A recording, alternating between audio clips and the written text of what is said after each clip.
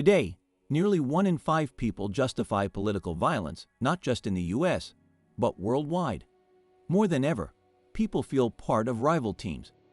There are many causes, but one is cited most often: social media. Social media divides us, fuels extremism, drains empathy, and traps us in cycles of anxiety and bad news.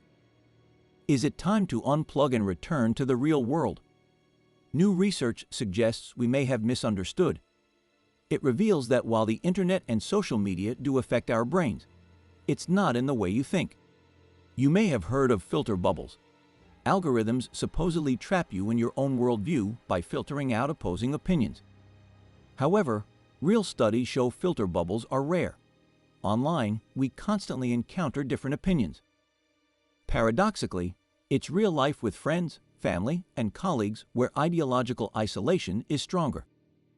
The real filter bubble exists offline. For 2 decades, filter bubbles were blamed for growing hatred. But if that's not the main cause, shouldn't the internet make us more empathetic? Sadly, no, because our brains are built not to seek truth, but to maintain social bonds. Isolation once meant death. Communities survived by sticking together. Living close to others, even those you disliked, still created shared bonds: same team, same church, same culture, enough to avoid violence. Our ancestors evolved in small, homogeneous groups, and our brains still crave that simplicity. As humanity expanded into cities and nations, we had to adapt to more diverse neighbors. Debates and conflicts weren't bad. They evolved values and norms. But we always needed a social glue, something our brains prioritize far more than abstract ideals. 20 years ago, everything changed. Social media created a global digital square. Our brains, overwhelmed, struggled to handle a constant disagreement.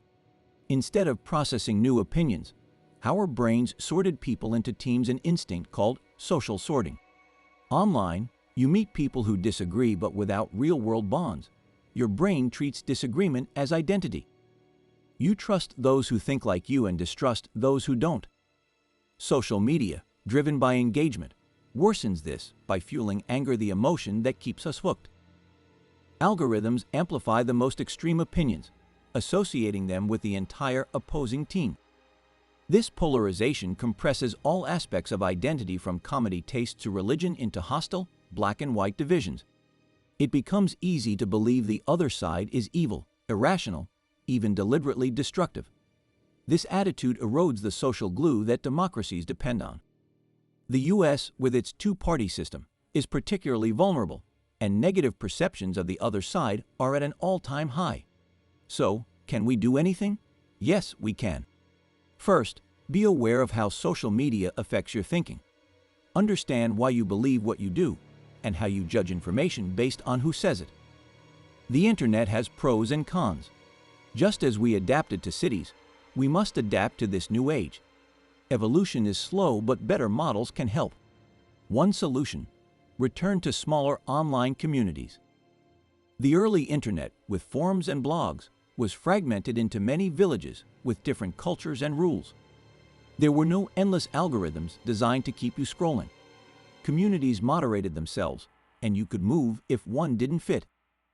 Instead of overwhelming ourselves in one giant square, we can reconnect with smaller, healthier groups because, despite everything, we're all on the same team: humanity, on a wet rock hurtling through space. One major problem today is that many news outlets cater to only one side, reinforcing biases. Ground News, the sponsor of this video, helps by gathering different perspectives and showing you source biases. It makes news less stressful and more understandable. Thanks for watching this video. If you liked it and want to continue learning more about topics like this, subscribe to the channel and activate the bell so you don't miss the next videos.